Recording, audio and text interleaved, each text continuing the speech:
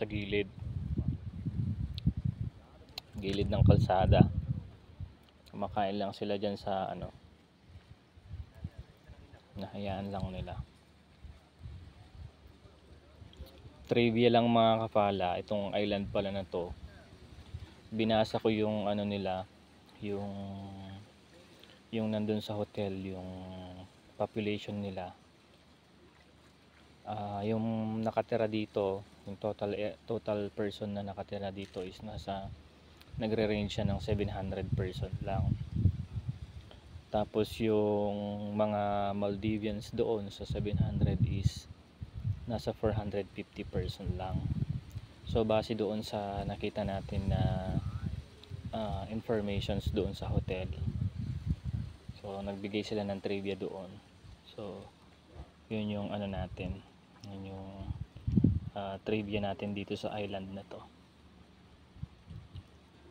Ang pangalan pala ng island natin is Philidhoo. Medyo mahirap banggitin yung ano, yung island kasi hindi tayo nasanay sa mga ganong mga pangalan.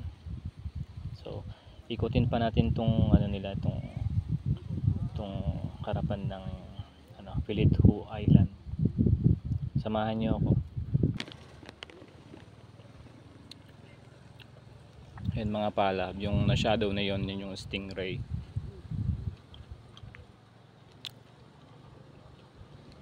Usually nakikita lang din dito sa ano yan, sa tabi ng dagat. Nakikita nyo yan mga kapala, yung pating oh. Nandyan lang yan sa gilid.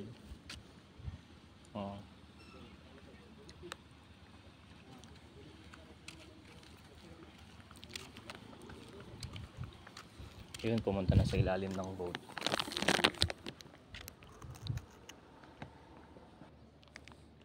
Ganito yung typical na ano nila dito mga kapala. Kasi ang hanap buhay nila dito is pangingisda. Ganyan din yung ano nila, ganyan yung payak na pamumuhay din nila dito sa island. Yan, kung mapapansin nyo, mga iba-ibang klase ng mga bangka. So yun, so nakaka-amaze lang. So share ko lang sa inyo para at least kung makapunta man kayo dito, edi maganda rin, ma-experience nyo din.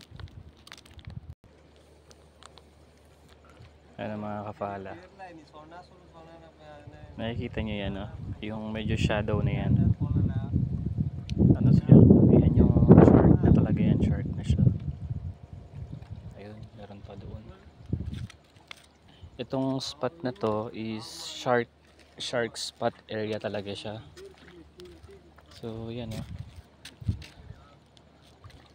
shark, stingray, diba yan, naglalaro sila. So yan, napakagaling lang. Mas active sila sa gabi. Ayun nandito lang sila sa Pampang actually. Kasi minsan kasi pag naglilinis sila ng isda, yan stingray. Tsaka diba, nakaka-amaze na para sa atin is napaka hindi siya typical na nakikita talaga. So sabi ng kasama ko, pwede ka daw makipaglaro dyan sa mga shark na yan, hindi naman sila nangangagat, napaka madalang lang daw. So yun may malaki, may malaking shark. Yan medyo hindi lang natin makita, pero sana pagtiyagaan nyo na lang din.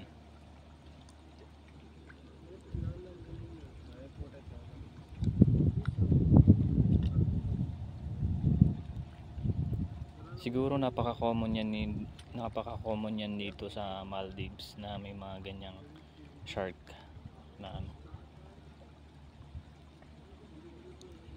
Tsaka napakalinaw ng tubig. Nakikita nyo mga kapala yung ilaw. Napakaganda. Nagre-reflect talaga yung ilaw.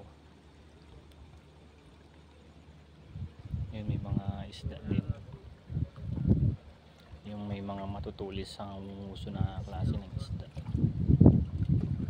So itong shark nito, kung bibilangin natin 1, 2, 3, 4. Yun. 4.